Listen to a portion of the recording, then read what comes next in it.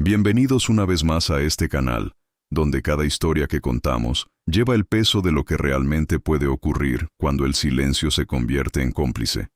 Antes de comenzar, quiero agradecerles profundamente por estar aquí, por elegir este espacio entre tantas opciones que tienen. Cada visualización, cada comentario, cada vez que comparten estos videos con alguien más, nos permite seguir investigando y contando historias que merecen ser escuchadas. Si aún no están suscritos, este es el momento. Activen la campanita para no perderse ningún caso. Y ahora, sin más preámbulos, acompáñenme a Oaxaca, México, en el año de 1850, porque lo que ocurrió dentro de las paredes del Hospicio de la Divina Misericordia es una de esas historias que, una vez que la conocen, no pueden dejar de pensar en ella. El primer número de La Voz del Istmo había salido a circulación apenas 3 meses antes de que Rodrigo Anselmo Fuentes pusiera un pie en Oaxaca. Era un periódico pequeño, impreso en una sola prensa de madera importada desde Puebla, con tinta que a veces corría cuando la humedad del verano se pegaba al papel como una segunda piel. Rodrigo tenía 32 años, una maleta de cuero maltratada por los caminos de tierra entre la Ciudad de México y el sur, y una carta de recomendación firmada por don Evaristo Mora, editor del Diario Nacional, que lo describía como periodista de carácter firme y pluma honesta, aunque en ocasiones inconvenientemente curiosa. La frase final había sido escrita con una ligera sonrisa. Rodrigo lo sabía, porque don Evaristo nunca terminaba de decidir si la curiosidad era una virtud o una condena en este oficio. Llegó a Oaxaca un martes de octubre, cuando el cielo sobre el valle tenía ese color particular de finales de temporada. Un azul que parecía casi violeta en los bordes, presionado por nubes que prometían lluvia pero nunca la cumplían. La diligencia lo dejó frente al mercado central, y Rodrigo se quedó parado un momento con su maleta en la mano, mirando la ciudad que se extendía hacia los cerros con sus techos de teja roja y sus muros encalados. Había algo en el aire, aparte del olor a chile tostado y a copal que salía de alguna capilla cercana, algo que no supo nombrar en ese momento pero que más tarde, mucho más tarde, reconocería como la densidad particular que tienen los lugares donde ha ocurrido algo que nadie quiere recordar. Si estás viendo este video, te invito a suscribirte al canal y a dejar en los comentarios desde qué ciudad o país nos acompañas esta noche. Tu presencia hace que estas historias cobren vida. La razón por la que Rodrigo había viajado hasta Oaxaca no era glamorosa. El Diario Nacional lo había enviado a cubrir la inauguración de un nuevo camino real que conectaría la ciudad con el puerto de Huatulco, un proyecto que el gobernador provisional había anunciado con fanfarria y que, según los rumores que circulaban entre los corredores del periódico, nunca terminaría de construirse por la corrupción habitual de los contratos públicos. Era el tipo de nota que a Rodrigo le parecía importante, pero no lo mantenía despierto por las noches. Sin embargo, la noche antes de su partida, mientras revisaba sus notas de viaje en la mesa de su cuarto en la Ciudad de México, había recibido una visita inesperada. El hombre se llamaba Zenobio Altamirano. Tenía unos 50 años. La piel marcada por el sol de muchos años de trabajo a la intemperie, y los ojos de alguien que ha aprendido a hablar con cuidado, midiendo cada palabra como si le costara dinero pronunciarla. Dijo que había trabajado como cargador en Oaxaca durante casi 20 años, que conocía bien la ciudad y que había visto cosas. Rodrigo estaba acostumbrado a los hombres que aparecían con cosas que habían visto. En su experiencia, la mitad eran exageraciones, un cuarto eran mentiras, y el cuarto restante eran verdades que nadie más quería decir en voz alta. Fue ese último cuarto el que lo hizo quedarse sentado y escuchar. «El Hospicio de la Divina Misericordia», dijo Zenobio, con una voz que Rodrigo describió más tarde en su cuaderno como plana, como si hubiera llorado tanto por eso que ya no le quedaban lágrimas para el tema. 30 niños registrados en sus libros desde que abrió en el 43. Yo lo sé porque mi sobrino entró allí cuando tenía 6 años. Mi hermana murió de fiebre y no teníamos con quién dejarlo. El orfanato era administrado por el padre Crisanto Belmonte, un sacerdote venido de España. La iglesia lo avalaba, el ayuntamiento lo avalaba, todos lo avalaban. Rodrigo esperó. Zenobio miró la mesa. De esos 30 niños, solo 12 están vivos hoy. El silencio que siguió fue el tipo de silencio que Rodrigo había aprendido a respetar en su trabajo. No lo interrumpió. El resto murió allí adentro. Algunos de enfermedad. Eso es lo que dice el registro. Pero hay registros y hay registros, señor. El mío, el que llevo aquí, se tocó la sien con un dedo. Dice otra cosa. Rodrigo había tomado notas esa noche. Había dormido poco. Y cuando la diligencia partió al amanecer hacia el sur, llevaba en su maleta, además de su ropa y sus cuadernos, una hoja con 2 datos. El nombre del orfanato y el nombre del sacerdote que lo había dirigido durante 7 años, hasta su muerte en 1849, un año antes de la llegada de Rodrigo a Oaxaca. La ciudad lo recibió sin saber que lo recibía. Así funcionan estas cosas. La posada donde se hospedó Rodrigo quedaba a 2 calles del Zócalo, frente a una iglesia cuya campana tenía un tono ligeramente desafinado que al principio le pareció pintoresco, y al cabo de 3 días comenzó a parecerle un aviso. La dueña de la posada era una mujer llamada Doña Perpetua Solís, viuda de un comerciante de grana cochinilla que había muerto dejándole la casa, 3 hijas casadas en otros estados, y una opinión formada sobre prácticamente todo lo que ocurría en la ciudad y sus alrededores. Era, Rodrigo lo descubrió rápidamente, exactamente el tipo de fuente que un periodista necesita cuando llega a un lugar que no conoce. Alguien que habla demasiado y que no sabe distinguir entre lo que es confidencial y lo que no lo es, porque nunca ha tenido razón para aprender esa distinción. La primera noche, mientras le servía un caldo de frijoles negros con hierba santa que Rodrigo recordaría como una de las cosas más deliciosas que había comido en su vida, Doña Perpetua le preguntó a qué había venido. Rodrigo mencionó el camino real. Ella asintió con el gesto de quien ya conoce esa historia y sabe cómo termina. ¿Y qué más viene a ver?, preguntó, sin malicia aparente, solo con la curiosidad directa de la gente que no ha aprendido a ser indirecta. Nada más por ahora, dijo Rodrigo. ¿Hay algo que debería ver?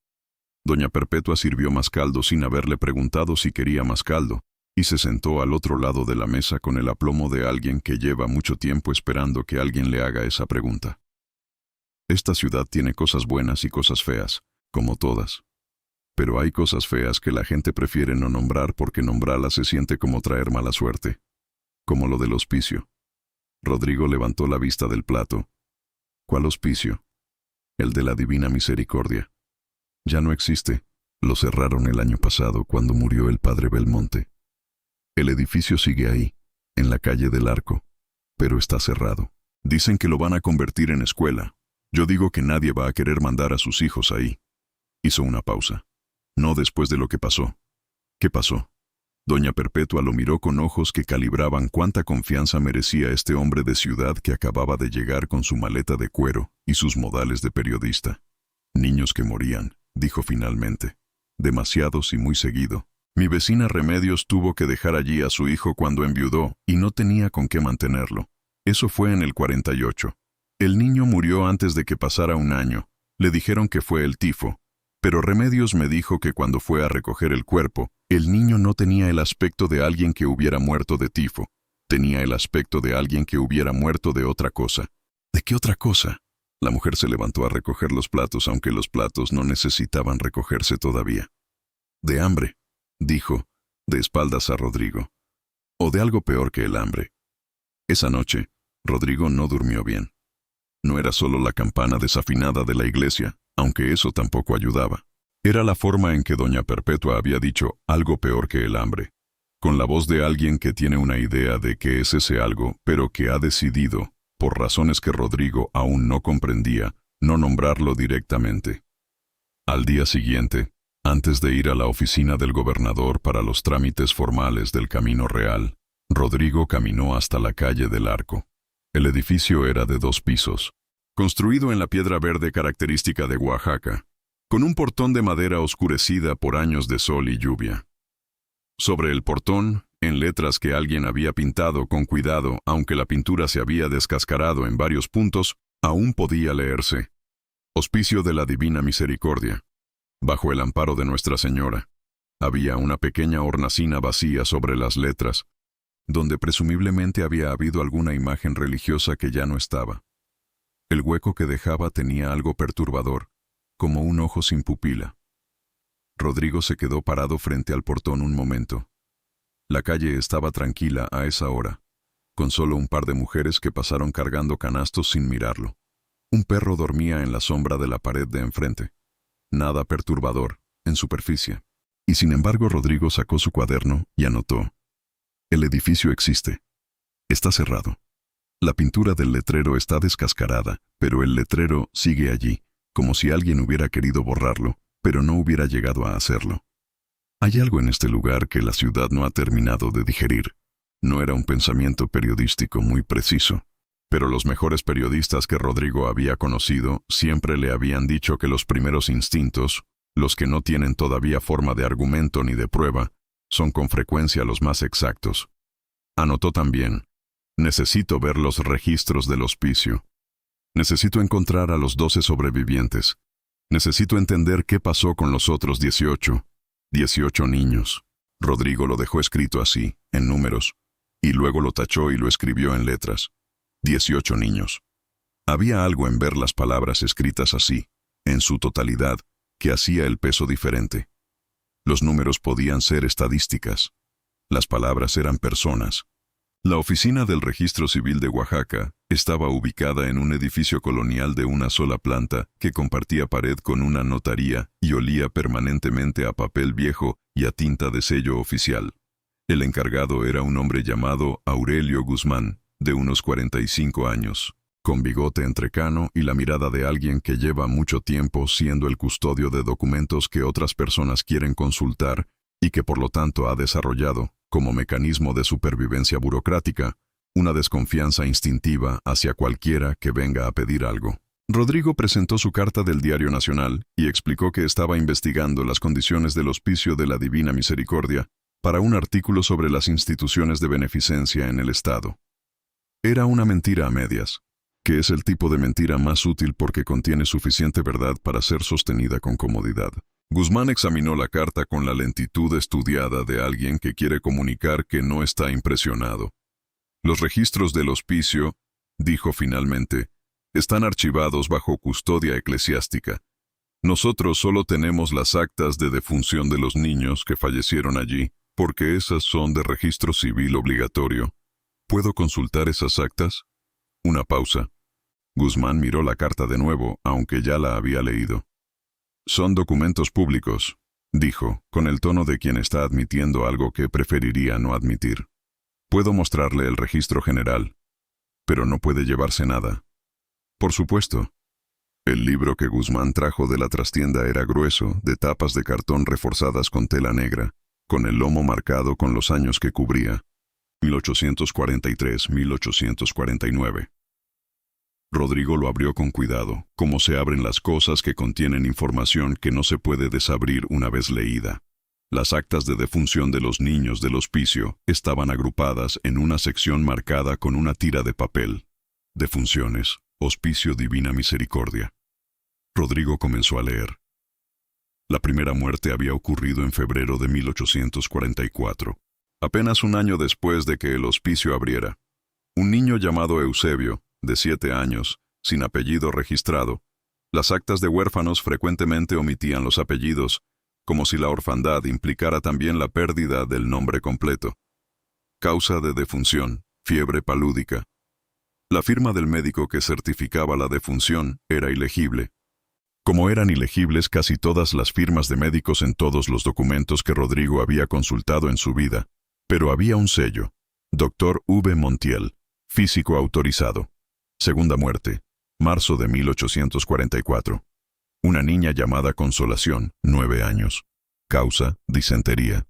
Tercera, agosto de 1844. Un niño llamado Fulgencio, 6 años. Causa, fiebre tifoidea.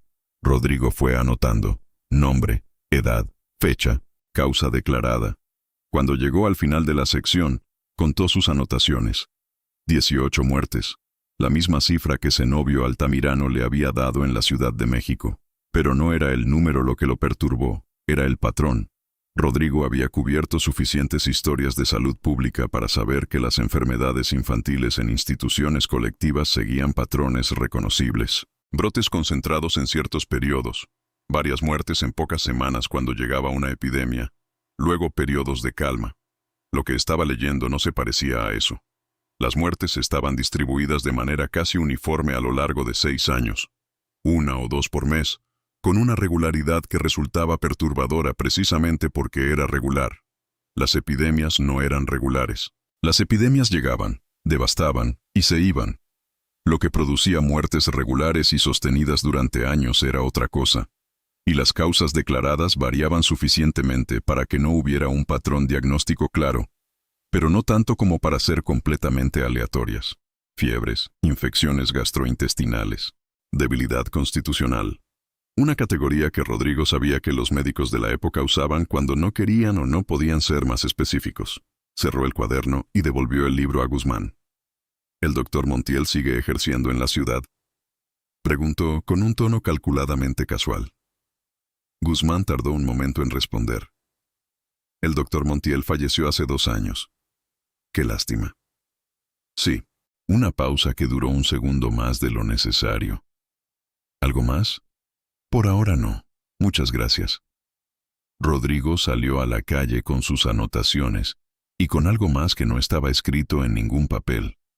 La certeza, todavía sin pruebas pero ya instalada en él con la solidez de una convicción, de que lo que había ocurrido en el Hospicio de la Divina Misericordia no había sido una serie de tragedias naturales. Había sido, de alguna manera que aún no podía definir, una serie de decisiones. Encontrar a los sobrevivientes resultó ser más difícil de lo que Rodrigo había anticipado, y más fácil de lo que debería haber sido. Difícil. Porque nadie en la ciudad parecía querer hablar de ellos directamente. Cada vez que Rodrigo mencionaba el hospicio en conversaciones, con el tendero donde compraba sus cigarros, con el barbero donde se afeitó el tercer día, con los otros huéspedes de la posada de Doña Perpetua, recibía respuestas que tenían la forma de la información, pero no su sustancia. Afirmaciones vagas, desvíos de tema, la mirada que la gente pone cuando sabe algo que ha decidido no saber. Fácil. Porque Doña Perpetua, que evidentemente no había aprendido todavía la técnica del desvío de tema, le mencionó sin que se lo preguntara, al cuarto día, que uno de los sobrevivientes del hospicio vivía a 4 calles de su posada. Se llama Jacinto Ruiz. Tiene ahora unos 13 o 14 años, creo. Vive con los Mendieta, que son una familia que lo tomó cuando cerraron el hospicio. El señor Mendieta tiene una herrería en la calle de las Flores. Rodrigo fue a la herrería esa misma tarde. El señor Mendieta era un hombre corpulento con manos enormes y una expresión que comunicaba, sin necesidad de palabras, que era perfectamente capaz de manejar cualquier conversación incómoda con la misma eficiencia con que manejaba el metal caliente. Cuando Rodrigo explicó quién era y por qué quería hablar con Jacinto, Mendieta lo escuchó con los brazos cruzados. ¿Para qué?, dijo cuando Rodrigo terminó. Para entender qué ocurrió en ese lugar. Para que quede documentado. ¿Y de qué le sirve al niño que quede documentado? Era una pregunta legítima, y Rodrigo no tenía una respuesta perfecta para ella. Puede que no le sirva directamente a él, admitió. Pero hay 18 niños que murieron en ese lugar, y sus muertes merecen ser explicadas. Mendieta lo miró durante un tiempo que se sintió largo. Jacinto no habla mucho de lo que pasó allí, dijo finalmente. Y yo no lo voy a obligar a hablar, pero le puedo preguntar si quiere hablar con usted. Si él dice que sí, hablamos. Si dice que no, usted se va y no vuelve. Me parece justo. Mendieta desapareció al interior de la casa que quedaba detrás de la herrería. Rodrigo esperó en el taller, entre el olor a carbón y a metal, mirando las herramientas colgadas en la pared con esa precisión que tienen los talleres de gente que sabe lo que hace. Cuando Jacinto salió, Rodrigo tardó un momento en procesar lo que estaba viendo. Era un adolescente delgado, más delgado de lo que debería ser a su edad, con la piel morena y los ojos oscuros de la mayoría de los niños oaxaqueños. Pero lo que lo diferenciaba no era físico. Era una cualidad en su forma de moverse, una cautela excesiva, la manera en que evaluó a Rodrigo antes de avanzar, como alguien que ha aprendido que las situaciones nuevas merecen ser analizadas antes de ser habitadas. Era la cautela de alguien que había aprendido, muy joven y de manera definitiva, que no todos los adultos son seguros. Rodrigo sintió algo que no era exactamente culpa, pero se le parecía, la incomodidad de ser un adulto desconocido frente a un niño que tiene razones para desconfiar de los adultos desconocidos. «Hola, Jacinto», dijo, y se quedó donde estaba, sin avanzar. «Me llamo Rodrigo. Soy periodista. No tienes ninguna obligación de hablar conmigo, y si en algún momento quieres que me vaya, me voy». El niño lo miró. Asintió lentamente. «El señor Mendieta dice que usted quiere saber del hospicio». «Sí, solo si tú quieres contarme». Una pausa larga. Afuera, en la calle, pasó una carreta con un ruido de ruedas sobre empedrado que duró varios segundos, y luego se fue. «¿Va a escribir lo que le cuente?», preguntó Jacinto. «Sí. ¿Y la gente lo va a leer?». «Eso espero». El niño asintió de nuevo, con una decisión que parecía venir de un lugar más profundo que el simple acuerdo. «Entonces le cuento», dijo Jacinto. «Porque alguien tiene que saber lo que pasó con los otros».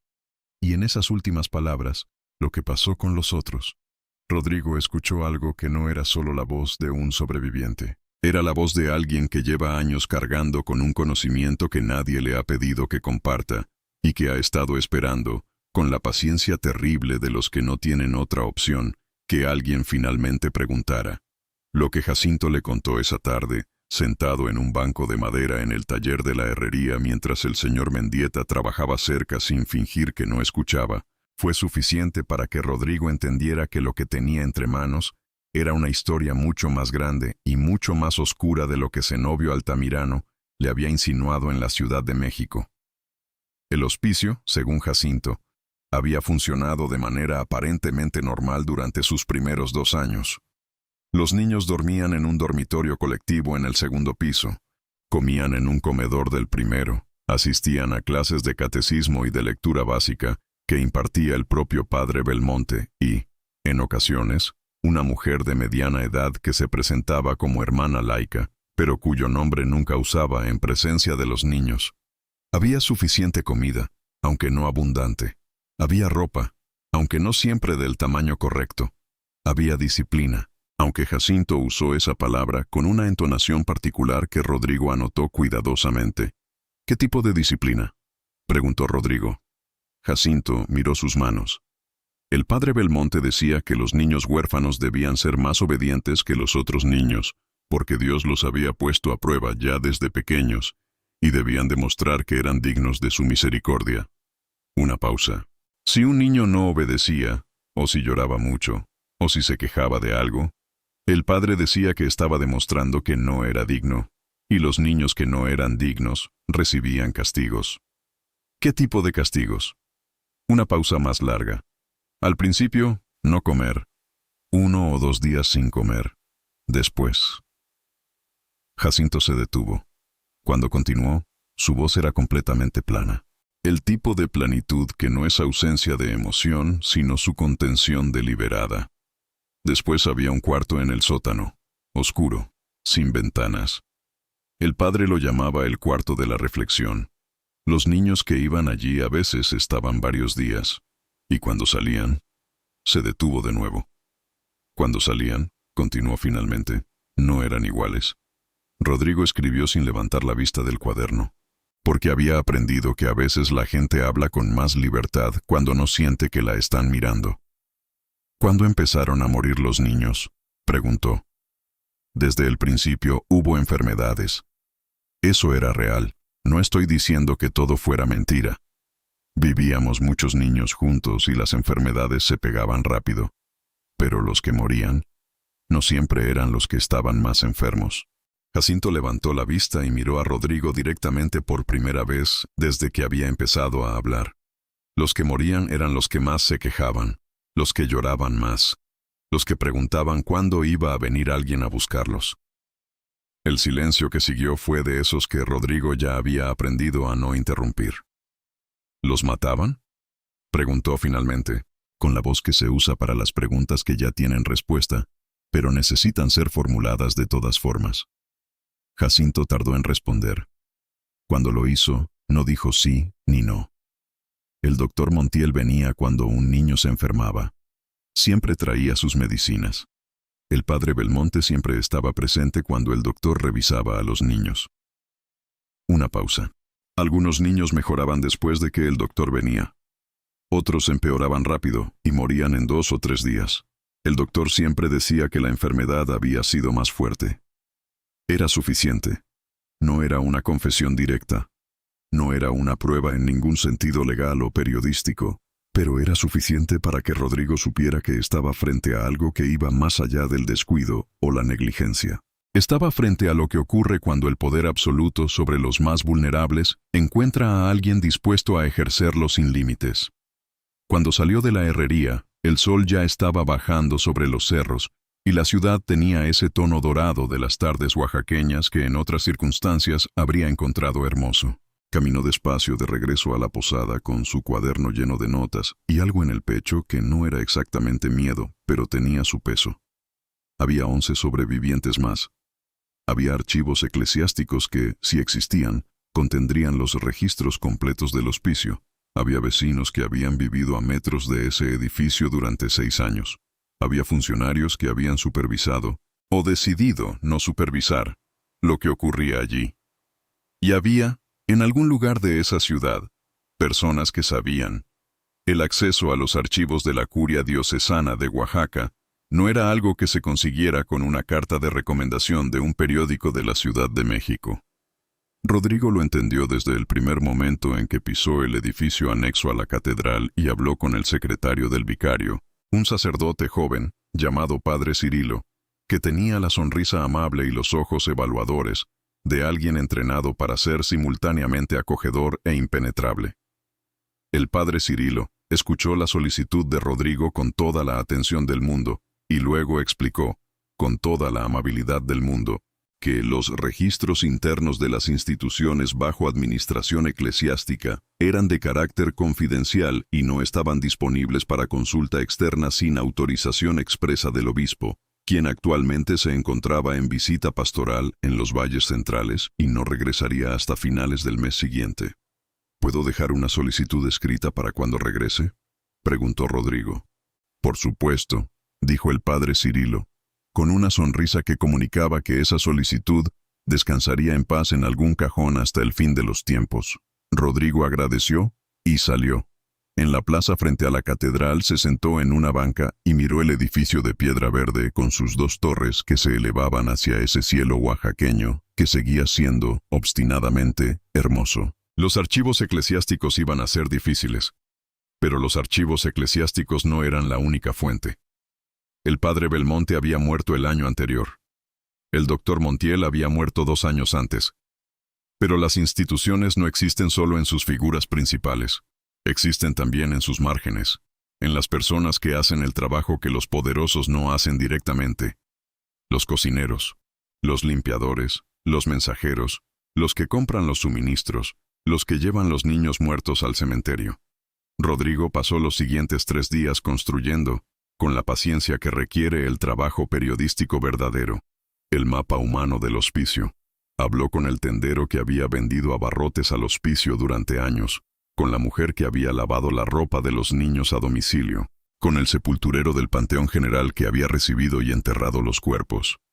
Este último, un hombre llamado don Hermenegildo que tenía la serenidad ligeramente perturbadora de quienes trabajan con los muertos, fue quizás la fuente más valiosa, porque los sepultureros son testigos de algo que los médicos certifican y los sacerdotes bendicen, pero que ellos, finalmente, son los que manejan con sus propias manos.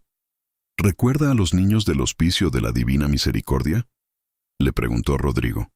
Don Hermenegildo asintió, sentado en la pequeña caseta de piedra que le servía de oficina en la entrada del panteón. Los recuerdo. 18 niños en 6 años. Era mucho para un solo establecimiento. ¿Notó algo particular en los cuerpos? Don Hermenegildo lo miró con esos ojos tranquilos que tienen los que han visto demasiado para escandalizarse, pero suficiente para saber cuando algo no está bien. Yo no soy médico, dijo. No tengo formación para decir lo que causó una muerte, pero llevo 20 años enterrando gente, señor, y sé cómo se ve un cuerpo que murió de enfermedad y cómo se ve un cuerpo que murió de otra cosa. Y los niños del hospicio. Algunos sí se veían enfermos. Los que traían cuando había brote de fiebres, esos sí. Hizo una pausa. Pero otros, Estaban demasiado flacos para el tiempo que supuestamente llevaban enfermos. Y había marcas. ¿Qué tipo de marcas? Don Hermenegildo miró hacia el panteón, con sus cruces de piedra y sus nichos encalados. En las muñecas, en algunos. No en todos, pero en varios. Una pausa larga, como si los hubieran sujetado. Rodrigo escribió eso en su cuaderno con una mano que notó, al terminar la frase, que no estaba completamente firme. La noche del 7º día en Oaxaca, Rodrigo no pudo dormir. Esto no era inusual para él en periodos de investigación intensa. Su mente tendía a procesar de noche lo que acumulaba durante el día, como si el sueño fuera un lujo que postergaba hasta haber terminado de ordenar todo. Pero esa noche era diferente. No era solo el procesamiento cognitivo de la información lo que lo mantenía despierto. Era algo más visceral, una mezcla de indignación y de la angustia particular que produce enfrentarse a la maldad organizada, a la crueldad que tiene papeles y sellos y firmas de médico. Se levantó y se sentó a la mesa de su cuarto con su cuaderno, revisando sus notas a la luz de una vela. 18 niños. 6 años. Un médico que venía cuando los niños estaban enfermos, y algunos empeoraban después de su visita. Marcas en las muñecas. Un cuarto en el sótano. Un sacerdote que hablaba de dignidad y misericordia mientras, según todo indicaba, dejaba morir o hacía morir a los niños que no cumplían su estándar de sumisión. Y una ciudad que lo sabía, o que sospechaba, y que había elegido no saber. Eso era quizás lo que más lo perturbaba. No el monstruo individual, sino el silencio colectivo que lo había rodeado y protegido. Los vecinos que habían visto llegar al médico con regularidad, los funcionarios que habían recibido los informes anuales del hospicio y los habían archivado sin preguntar. Los feligreses que habían donado dinero al padre Belmonte porque era un hombre de Dios que cuidaba a los huérfanos. El horror no había sido solo del padre Belmonte y el doctor Montiel. El horror había sido también de todos los que habían decidido que ciertas preguntas no necesitaban ser hechas. Rodrigo escribió en su cuaderno, en letras más grandes de lo habitual como si quisiera que la frase ocupara más espacio. ¿Cuánto necesita saber alguien para ser responsable de lo que no preguntó? No tenía respuesta. Pero sabía que esa pregunta era la que tenía que estar en el corazón de lo que escribiera. Afuera, la campana desafinada de la iglesia dio las 2 de la mañana con ese tono ligeramente equivocado que ya no le parecía pintoresco ni como un aviso. Le parecía simplemente el sonido de un lugar que había aprendido a vivir con algo torcido en su interior, sin decidirse del todo a arreglarlo. Tenía que encontrar a los otros sobrevivientes. 11 personas más que habían salido de ese edificio con vida, que llevaban años viviendo con lo que habían visto y con la culpa de los que sobreviven cuando otros no sobreviven. Tenía que encontrar los registros, de alguna manera. Tenía que construir el caso con la solidez suficiente para que nadie pudiera decir, cuando lo publicara, que era especulación o exageración, o el trabajo de un periodista capitalino que no entendía la realidad local, porque sabía, con la certeza que da la experiencia, que eso es lo que dirían. Eso era siempre lo que decían. Se quedó despierto hasta el amanecer, escribiendo y borrando y reescribiendo, mientras la ciudad de Oaxaca dormía o fingía dormir alrededor de sus muertos, y sus secretos y sus edificios de piedra verde que guardaban, en sus paredes, la memoria de todo lo que había ocurrido dentro. La mujer se llamaba Soledad. Soledad Vázquez. Tenía 22 años cuando Rodrigo la encontró, lo que significaba que había entrado al hospicio a los 9 o 10 años y había salido. De alguna manera que aún Rodrigo no comprendía. Antes de que cerrara, la encontró a través de la lavandera, que la conocía porque Soledad había trabajado brevemente en una casa de familia en el mismo barrio. Vivía ahora en el mercado, vendiendo tamales desde las 5 de la mañana hasta que se le acababan, que era generalmente antes del mediodía. Rodrigo la encontró un martes, en su puesto en una esquina del mercado, envuelta en un rebozo azul oscuro con una expresión en el rostro que podría confundirse con serenidad, pero que él ya había aprendido a reconocer como su contrario. Le explicó quién era y qué estaba haciendo con la misma honestidad directa que había usado con Jacinto, porque había aprendido que con los sobrevivientes de ciertas cosas, La manipulación o la indirección producen un cierre inmediato e irrecuperable. Soledad lo escuchó mientras seguía acomodando tamales en su canasto. ¿Para qué?, dijo, con la misma pregunta que Mendieta le había hecho. Para que quede escrito. Para que no sea posible seguir fingiendo que no ocurrió. Ya es posible fingir. Llevan años fingiendo. Lo sé, pero un periódico es diferente a un rumor.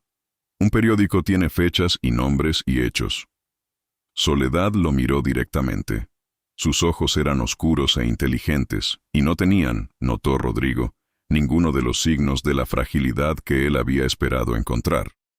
Tenían en cambio algo más difícil de describir, la fortaleza específica de quien ha tenido que reconstruirse a sí mismo desde materiales escasos.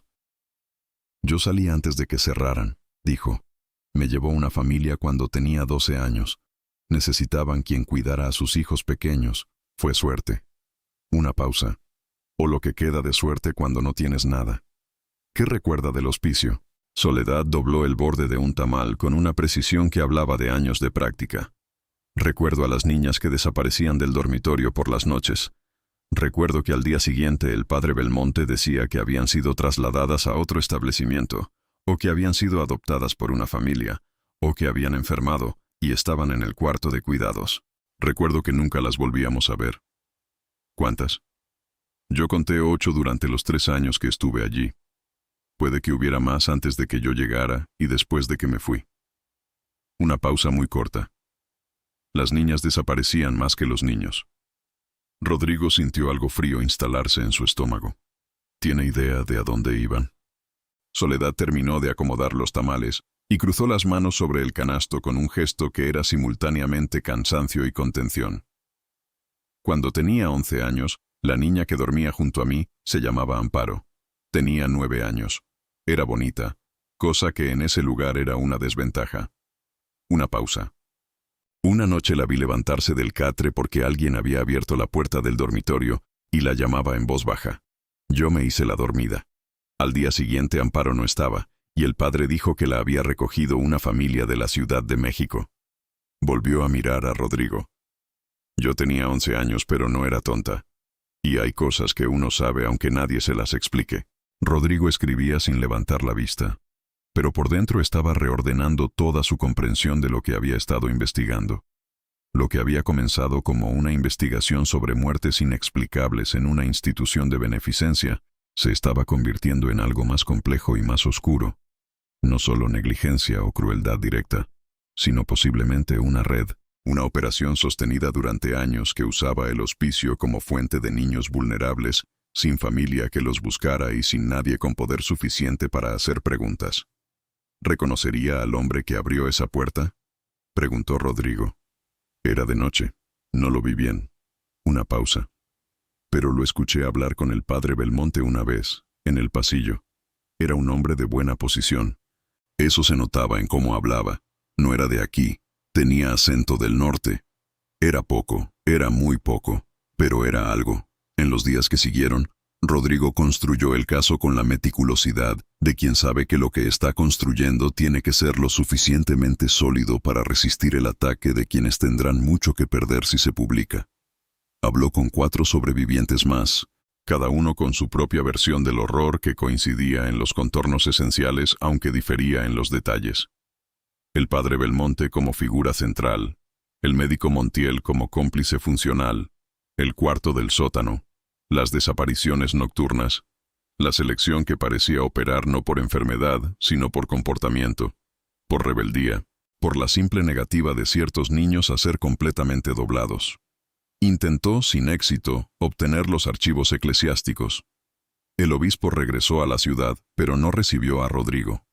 El padre Cirilo comunicó con la misma amabilidad impenetrable de siempre que su ilustrísima estaba muy ocupado y que la solicitud estaba siendo considerada. Intentó hablar con los funcionarios del ayuntamiento que habían tenido responsabilidad de supervisión sobre las instituciones de beneficencia durante los años en que operó el hospicio.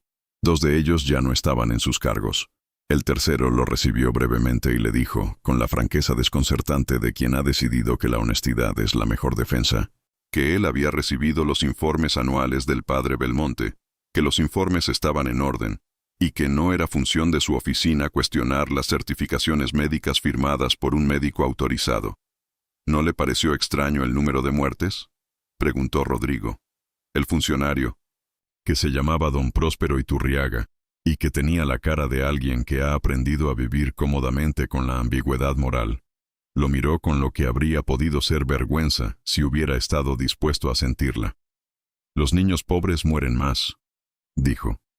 Esa es una realidad de la que no soy responsable yo.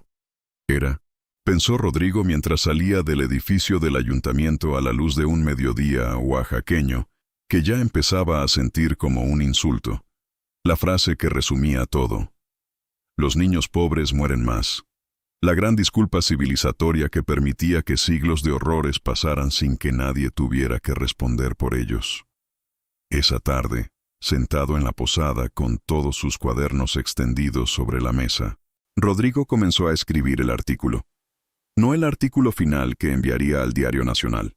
Ese vendría después, cuando tuviera todo lo que necesitaba o todo lo que era posible obtener, sino una versión primera, un borrador que le permitiera ver la forma de la historia, entender qué sabía y qué no sabía, dónde había vacíos y qué clase de vacíos eran, los vacíos que se podían llenar con más investigación, y los vacíos que iban a permanecer vacíos, porque las personas que podrían llenarlos habían muerto o no iban a hablar.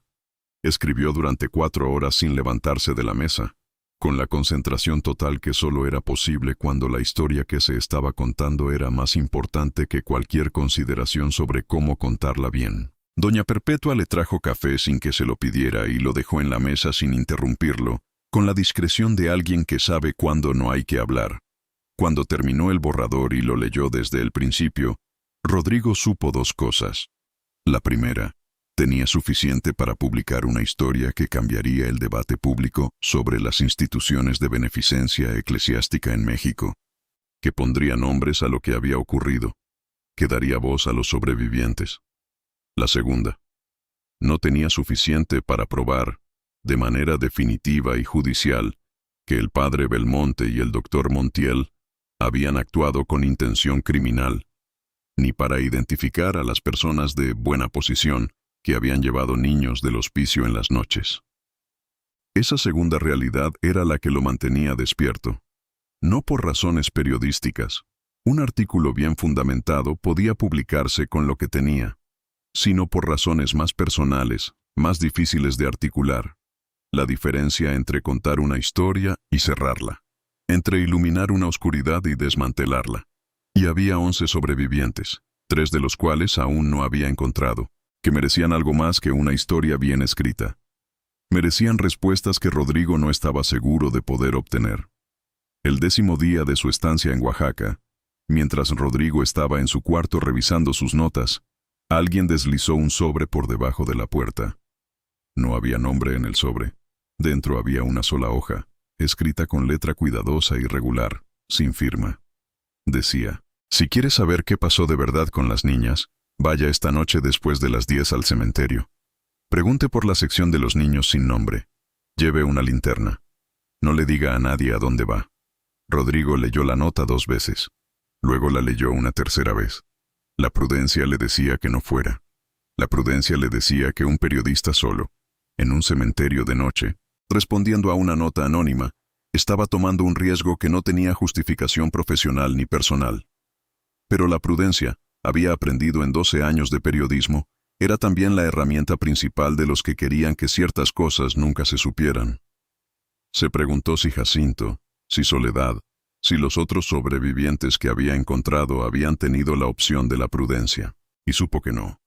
Supo que ellos no habían tenido ninguna opción de ningún tipo durante los años que habían pasado en ese edificio de piedra verde con el letrero descascarado. Lo menos que podía hacer era ir. Esa noche, con una linterna de aceite y su cuaderno, Rodrigo salió de la posada y caminó hacia el Panteón General bajo un cielo que por primera vez en 10 días tenía nubes, densas y bajas, que borraban las estrellas y hacían que la oscuridad de la ciudad fuera más absoluta. Las calles estaban casi vacías a esa hora. Sus pasos sobre el empedrado sonaban demasiado. El cementerio estaba cerrado, pero la puerta lateral, la que usaban los trabajadores, tenía el candado sin cerrar. como si alguien lo hubiera dejado así. Rodrigo entró. La sección de los niños sin nombre no era difícil de encontrar. Don Hermenegildo se la había mostrado durante su conversación. Un cuadrado de tierra en el extremo norte del panteón donde las lápidas eran cruces de madera pequeñas, muchas ya medio caídas, sin nombres sino solo números. En la oscuridad, con solo la luz de su linterna, las cruces proyectaban sombras que se movían cuando el viento pasaba entre ellas. Rodrigo contó las cruces. 18. Estaba parado frente a la última, la más reciente, cuando escuchó pasos detrás de él. Se dio vuelta. La mujer que estaba allí tenía unos 30 años, vestida de negro, con un rebozo que le cubría parte del rostro pero no los ojos. Los ojos eran los que Rodrigo había visto antes en algún lugar, y tardó un momento en ubicarlos. Eran los mismos ojos que los de Jacinto, la misma cautela, la misma evaluación rápida de si la situación era segura. «Usted es el periodista», dijo la mujer, no como pregunta. «Sí. ¿Quién es usted?» «Me llaman Remedios. Soy maestra en una escuela del barrio». Una pausa. «Fui al hospicio durante 3 años. Entré a los 7. Salí a los 10 cuando vine una familia». «¿Por qué me mandó la nota?» Remedios miró las cruces. «Porque llevo 12 años esperando que alguien viniera a preguntar. Y porque lo que usted necesita saber no está en ningún archivo». «¿Qué necesito saber?» Ella no respondió de inmediato. Se agachó frente a una de las cruces y la tocó con una mano, con un gesto que era simultáneamente duelo y algo más activo, algo más parecido a la promesa. «La niña que está aquí se llamaba Amparo», dijo, «la misma que le contó Soledad. Yo la conocí también». Rodrigo sintió algo cerrarse en su pecho. «¿Cómo sabe que está aquí?» «Porque yo la vi entrar al sótano esa noche. Y la vi salir al día siguiente, pero no como la Amparo que conocíamos». Se puso de pie y lo miró. La niña que salió del sótano esa mañana no podía caminar bien. Tenía los ojos en blanco casi. No respondía cuando le hablabas. Duró 4 días así, y después el médico vino y ella murió. El silencio del cementerio era absoluto, interrumpido solo por el viento entre las cruces. «El padre Belmonte decía que había sido adoptada», continuó Remedios, «para que las demás no preguntáramos. Pero yo vi el cuerpo cuando lo llevaron. La vi entrar en la caja y enterrarla aquí», señaló la cruz. Con el número 11, sin nombre. Rodrigo miró la cruz. Número 11. Una niña de 9 años que se había llamado Amparo y que ahora era un número en una sección de un cementerio que la ciudad prefería no visitar. «¿Qué ocurrió en ese sótano?», preguntó Rodrigo, aunque ya tenía miedo de la respuesta. Remedios lo miró con esos ojos que habían visto demasiado a una edad en que no deberían haber visto nada. «Había un hombre», dijo, «un hombre que venía de noche. No siempre el mismo hombre. El padre Belmonte los dejaba entrar por la puerta del sótano que daba a la callejuela de atrás. Yo lo sé porque una noche me asomé por la ventana del dormitorio». Una pausa larga. «Las niñas más bonitas, las más jóvenes, esas eran las que bajaban». No necesitó decir más. Rodrigo no necesitó preguntar más. Lo que había pasado en el hospicio de la Divina Misericordia no era solo negligencia, no era solo crueldad pastoral, no era solo un médico que certificaba muertes convenientes.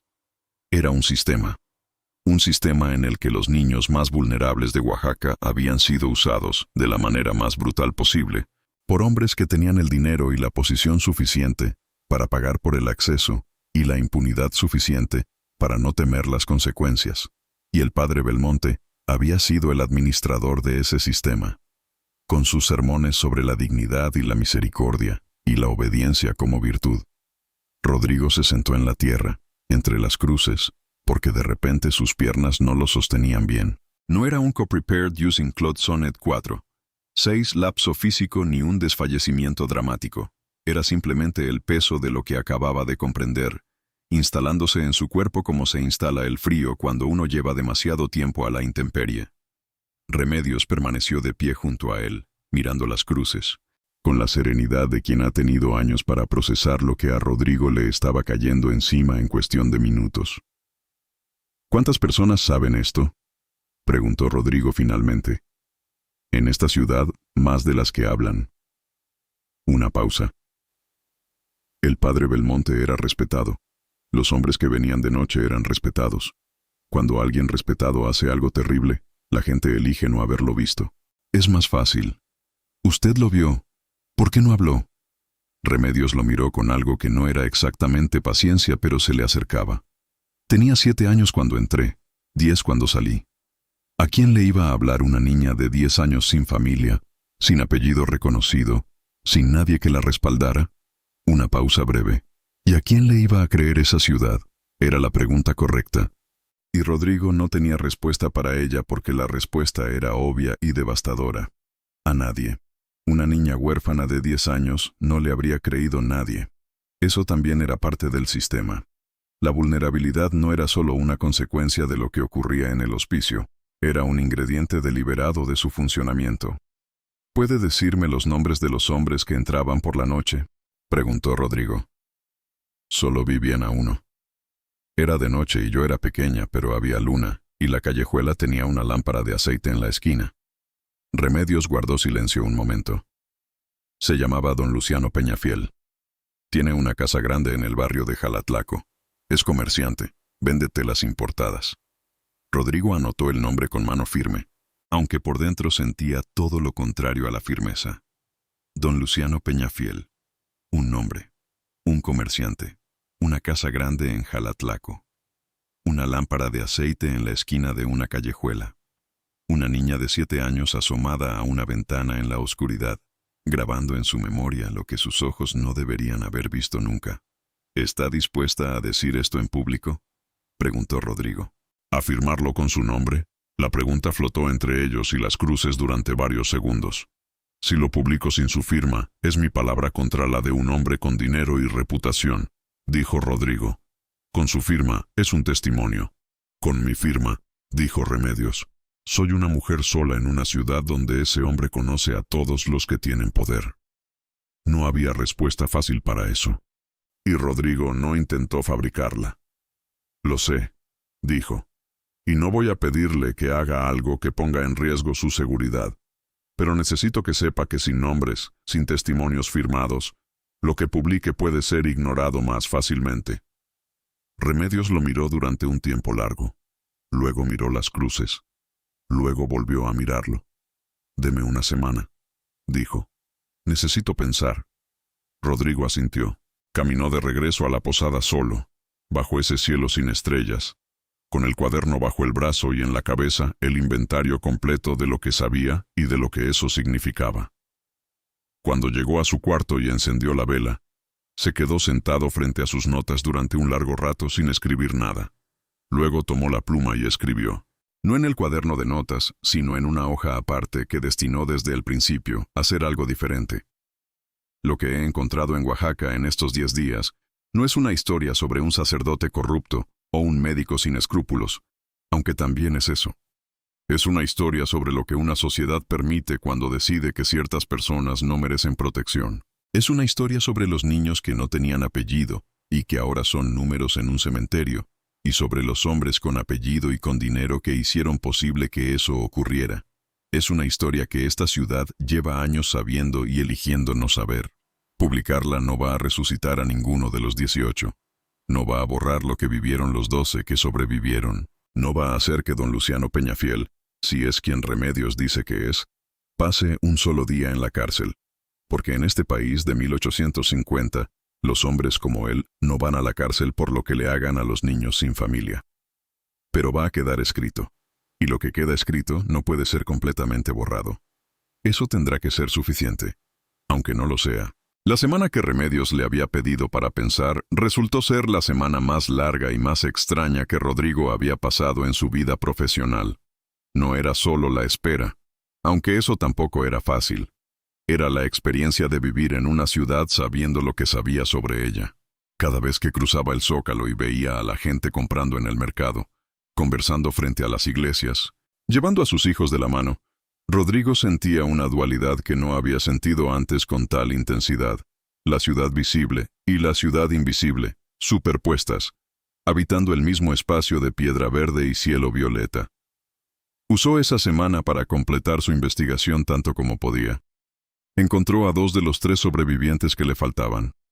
Una mujer de 20 años llamada Candelaria, que ahora trabajaba en la cocina de una familia acomodada y que habló con él brevemente, con la economía de las personas que han aprendido a no usar más palabras de las necesarias, confirmando los patrones que los otros habían descrito, y un joven de 16 años llamado Porfirio, no el Porfirio que décadas después daría otro nombre a la historia mexicana, sino un muchacho delgado y callado, que vivía con un tío carpintero, que era el más joven de los sobrevivientes, y el que menos tiempo había pasado en el hospicio, apenas un año, pero que tenía en los ojos la misma marca que Rodrigo había aprendido a reconocer en todos ellos.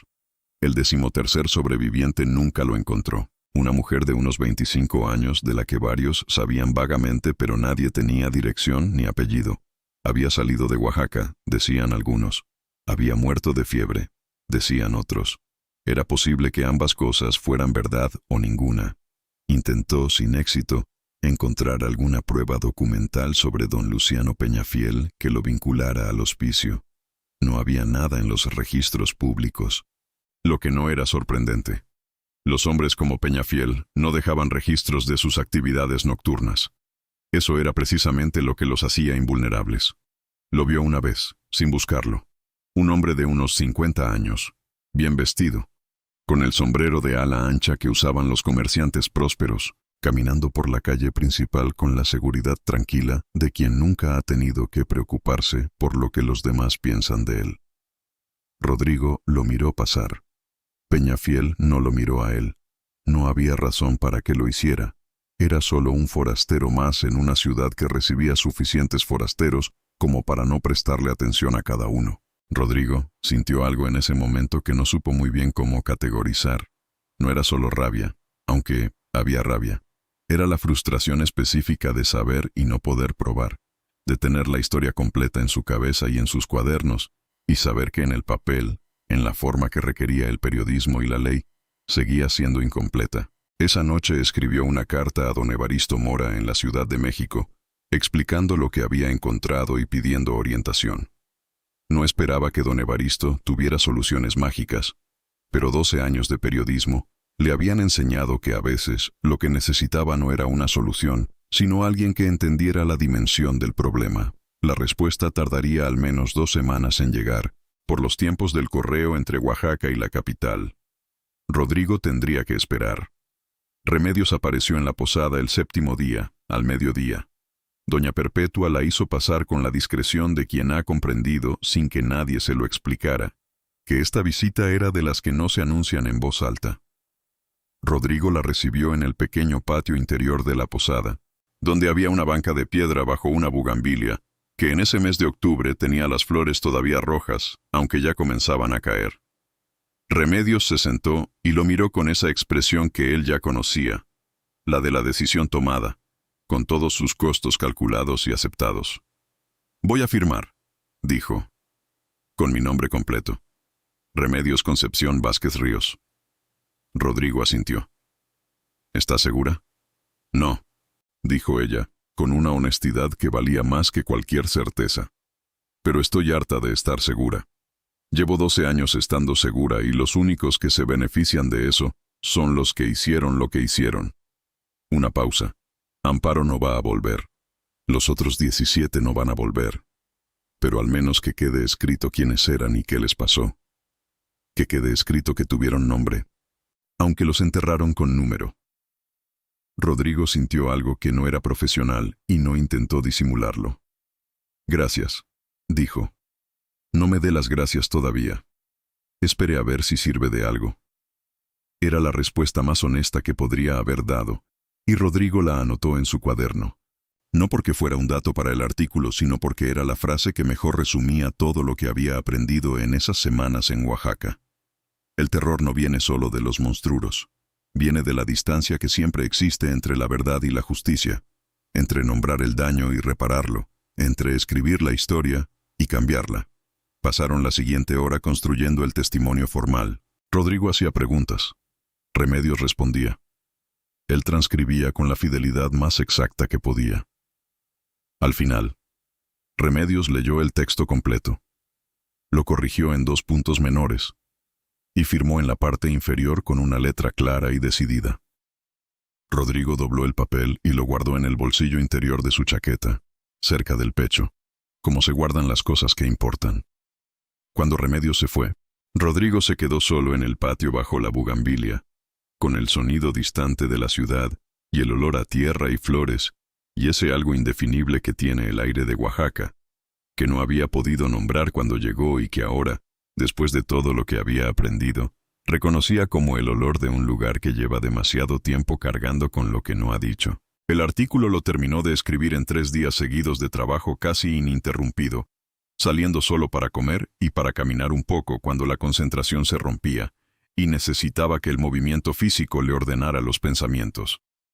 Llevaba el título Los niños sin nombre del Hospicio de la Divina Misericordia. Una investigación sobre las muertes en la institución del padre Crisanto Belmonte, Oaxaca, 1843-1849. Era un título largo y árido, sin el dramatismo que los lectores de periódicos esperaban, pero Rodrigo lo había elegido deliberadamente así porque quería que cada palabra del título fuera verificable y precisa. El artículo comenzaba con los hechos: 30 niños registrados, 18 muertos, 6 años, una institución avalada por la iglesia y el ayuntamiento. Luego venían los testimonios, cada uno identificado con nombre completo y con el número de años que la persona había pasado en el hospicio. Luego, el análisis de las actas de defunción y los patrones que revelaban. Luego, la conversación con don Hermenegildo y las marcas en las muñecas. Y finalmente, con toda la precisión y toda la cautela que el periodismo le imponía, el testimonio de Remedios sobre lo que había visto desde la ventana del dormitorio, y el nombre que había reconocido en la oscuridad iluminada por una lámpara de aceite.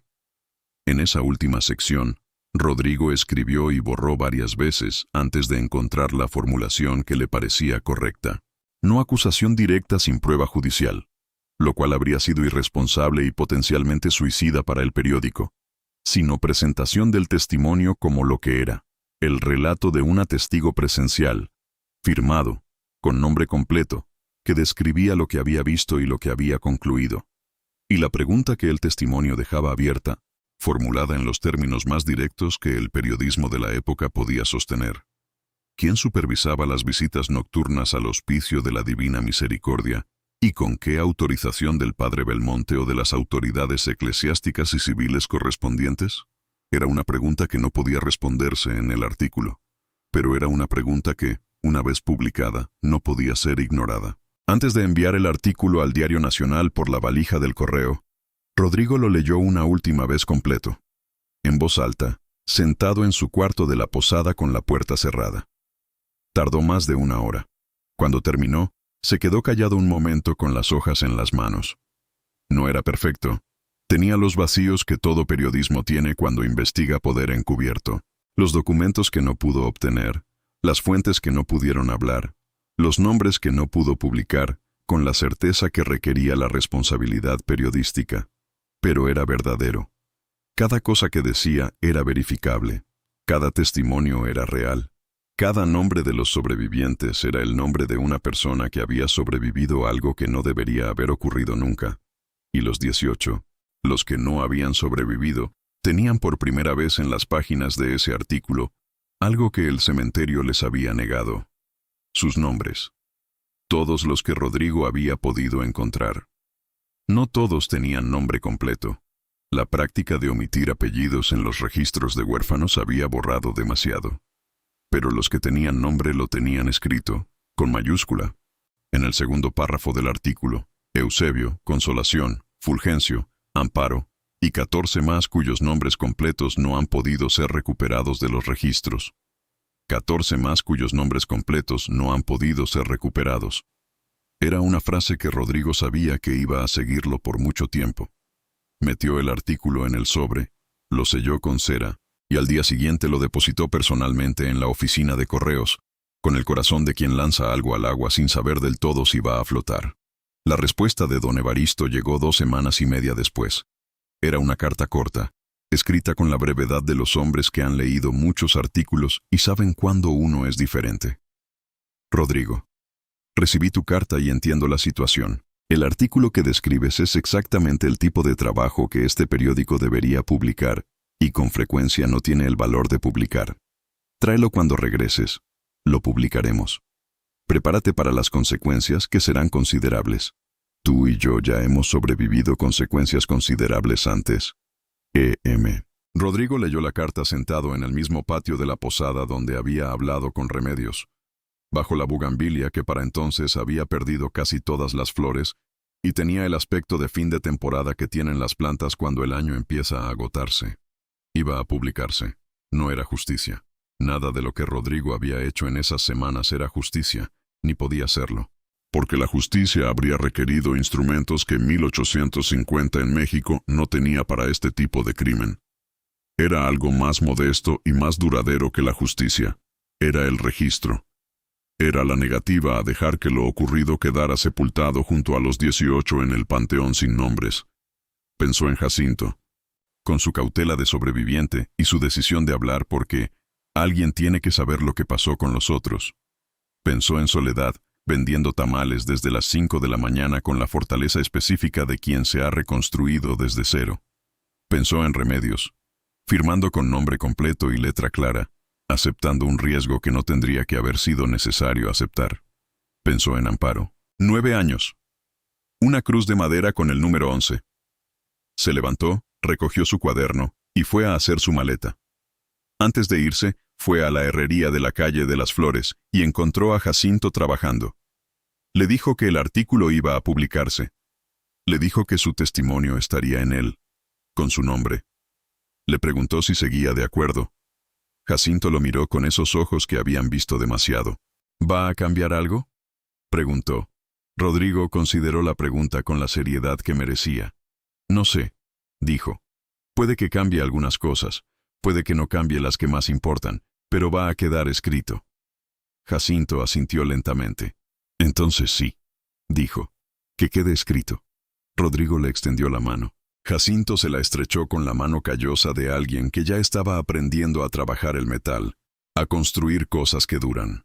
Esa tarde, la diligencia partió hacia el norte con Rodrigo y su maleta, y sus cuadernos llenos de nombres y fechas y testimonios. La ciudad de Oaxaca quedó atrás con sus techos de teja roja, y su piedra verde, y su cielo que volvía a ser azul, casi violeta en los bordes, como el día en que había llegado. El artículo se publicó en el Diario Nacional 6 semanas después. Generó exactamente lo que don Evaristo había predicho, consecuencias considerables. Hubo cartas de lectores furiosos que acusaban a Rodrigo de difamar la memoria de un hombre de Dios.